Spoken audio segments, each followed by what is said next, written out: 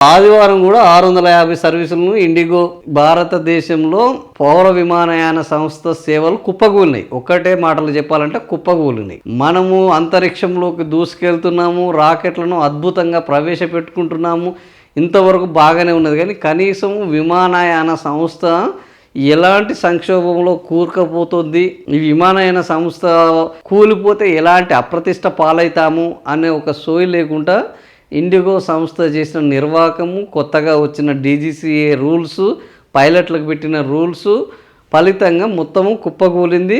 గత 6 రోజుల నుంచి భారతదేశ విమానయాన సంస్థ అనేక ఇబ్బందులను ఎదుర్కొంటుంది. దాదాపుగా 610 కోట్ల రూపాయలను వీళ్ళకు ప్రయాణికులకు వెనక్కి ఇవ్వడానికి ఒప్పుకోవడం జరిగింది ఇండిగో సంస్థ యాజమాన్యము. నిన్న కూడా 650 సర్వీసులను రద్దు చేయడం జరిగింది. 2 రోజుల నుంచి ఇంకా 2 రోజులలో పూర్తి స్థాయిలో మేము పునరుద్ధరిస్తాము సర్వీసులు అని చెప్తున్నారు. కానీ జరగట్లేదు.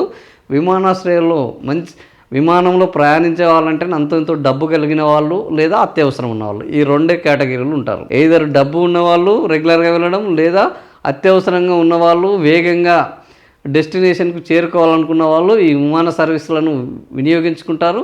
కానీ వీళ్ళందరూ ఇప్పుడు మొత్తం భారతదేశంలోని విమానాశ్రయాల్లో తిండికి లేక, నిద్రపోవడానికి వీలు లేక, హోటళ్ళల్లో ఉండలేక, సర్వీసులు ఎప్పుడు వస్తాయో తెలియక, ఎప్పుడు డెస్టినేషన్కు చేరుకుంటామో అర్థం కాక నానా తిప్పలు పడుతున్నారు.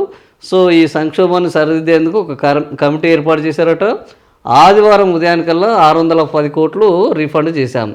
10వ తేదీ కల్లా అన్ని సర్వీసులను నడుపుతాము. కేంద్ర విధానాల ఫలితమే ఇండిగో సంక్షోభము.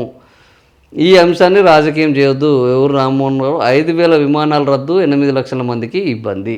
సో మొత్తానికి 6 రోజులలో 5,000 విమానాలు రద్దయినాయి.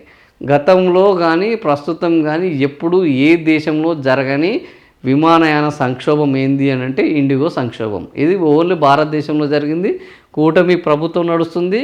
ఒక తెలుగుదేశం ఎంపీ ఈరోజు పౌర విమానయాన శాఖ మంత్రిగా రామ్మోహన్ పనిచేస్తున్నారు.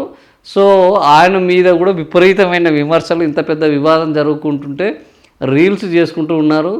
ఆయన స్థానంలో ఇంకొక సంబంధం లేని, అధికారం లేని లోకేష్ దాన్ని ఒకవైపు రివ్యూ చేయడము అనే దాని పట్ల ఈరోజు దేశవ్యాప్తంగా ఒక ఛానల్ నిర్వహించిన దాంట్లో పెద్ద దుమారం రేగింది. సో ఈ రకంగా ఇండిగో వ్యవహారం ఈరోజు హాట్ టాపిక్గా మారింది. 8 లక్షల మంది వీళ్ళు ఇబ్బంది పడుతున్నారు.